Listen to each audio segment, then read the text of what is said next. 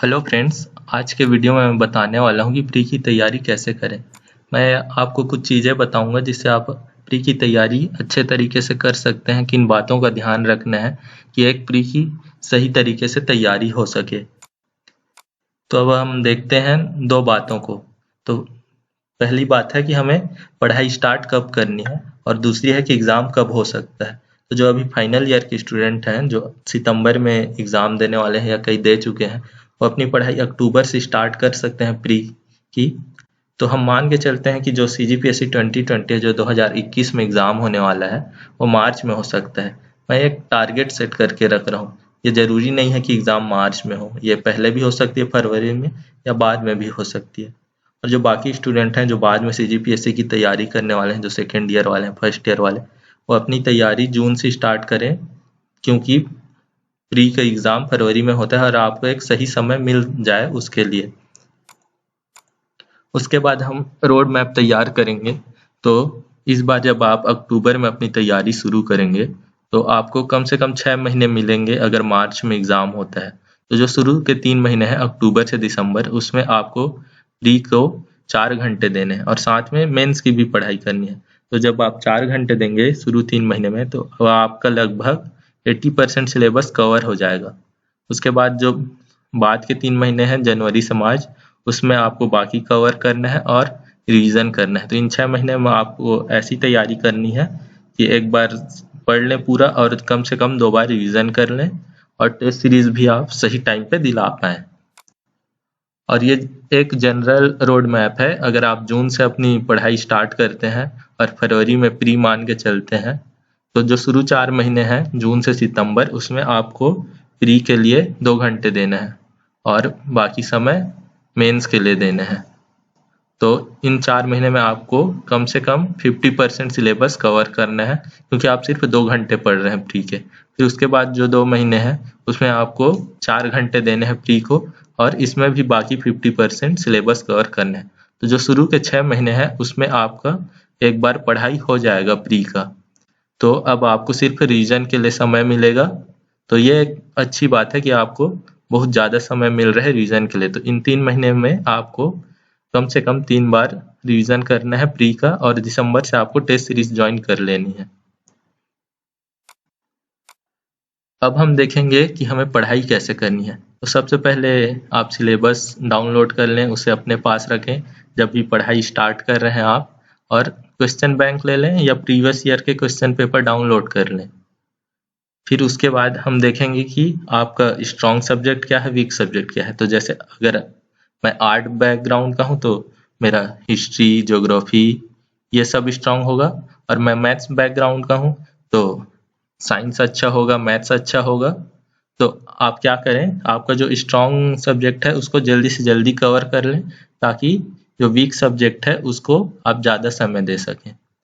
उसके बाद हम जब सिलेबस देखेंगे तो कई सब्जेक्ट ऐसे हैं जिनका सिलेबस बहुत बड़ा है, जैसे इंडियन हिस्ट्री, भारत का इतिहास। तो आपको इसमें ज़्यादा समय देना पड़ेगा। तो आप क्या करें, जो सब्जेक्ट जिसका सिलेबस कम है उसको जल्दी से जल्दी कर लें, ताकि बड़े वाले सिलेबस को आप ज़्यादा समय दे सकें। अब ये 3 चीज़ें करने के बाद हमें अपनी पढ़ाई कैसे करनी है इस पे ध्यान देंगे। तो आप जब रोड मैप तैयार करेंगे तो उसके बाद आप मंथली टारगेट सेट करें, फिर उस मंथली टारगेट को आप डेली टारगेट सेट करें। और आप जैसे आज पढ़ाई करने वाले हैं तो उसका टारगेट आप पिछली रात को तय कर लें, उसे लिख लें और अगले दिन पूरा करने का कोशिश करें। डेली टारगेट सेट करने का एक फायदा है, ये आपको इफिशिएंट बनाता है, प्रोडक्टिव बनाता है और बेटर बनाता है। तो आप हमेशा कोशिश करें कि आप कल से बेटर हो। उसके बाद आप जब पढ़ लेंगे तो उसका नोट्स बनाएंगे तो आप माइंड मैप बनाएं। इसके लिए मैं वीडियो लाऊंगा। तो माइंड मैप बनाने से फायदा होता है, इससे फायदा ये होता है कि वो चीज़ें आपको जल्दी याद होती हैं और जब आप रिवीजन करेंगे तो उसको देखेंगे तो वो चीज़ें और जल्दी याद होती है।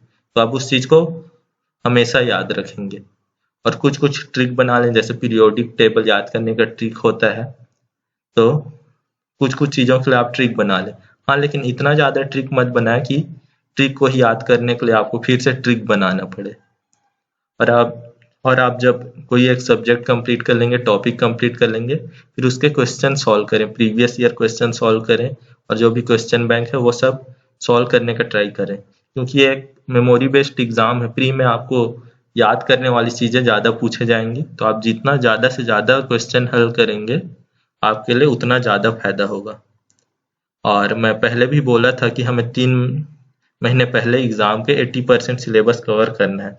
हमें ज़्यादातर यह ट्राई करना है कि सिलेबस पूरा कंप्लीट हो जाए, लेकिन ये एक मिनिमम लिमिट है कि हमको कम से कम 80% सिलेबस कवर कर ही लेना है, ताकि जो आखिरी 3 महीने हैं उसमें हमको रिवीजन के लिए ज़्यादा से ज़्यादा समय मिल सके। तो आखिरी 3 महीने में हमको जो बच गया है उसको कंप्लीट करना है, और कम से कम 3 बार रिवीजन करना है, और जो आखिरी 3 महीने हैं उसमें टेस्ट सीरीज देते रहना है। तो टेस्ट सीरीज दिलाने से हमें क्या फायदा होगा? हमें ये फायदा होगा कि हमें पता चलेगा कि हमारा कितना एक्यूरेसी आ रहा है उस एग्जाम में, और क्या क्या गलतियां हो रही हैं, और हमें कितना क्वेश्चन अटेम्प्ट करने पे कितना मार्क्स मिल रहा है, और हमें वहाँ कितना अटेम्प्ट करना है। तो टेस्ट सीरीज दिलाना है, ये हमारा फायदा है। तो ये 8 पॉइंट है, इसको आपको याद रखना है। अगर आप ये 8 चीज कर लेंगे तो आपका प्री आराम से क्लियर हो जाएगा।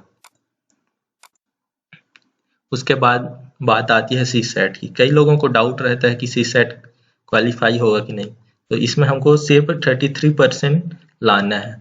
तो अगर आप मेंस के साथ साथ प्री की तैयारी कर रहे हैं, तो जब आप पेपर 1 देखेंगे तो लैंग्वेज है, और पेपर 4 मैथ्स और साइंस है। तो सी सेट में लैंग्वेज के भी क्वेश्चन आते हैं और रीजनिंग मैथ्स के भी क्वेश्चन आते हैं। तो आप मेंस के साथ साथ सी सेट की आराम से तैयारी कर सकते हैं, आप आराम से 33% ला सकते हैं। अगर वहाँ भी आपको डाउट आता है तो आप पिछले 5 साल के क्वेश्चन पेपर उठा लें और उसे सॉल्व करें।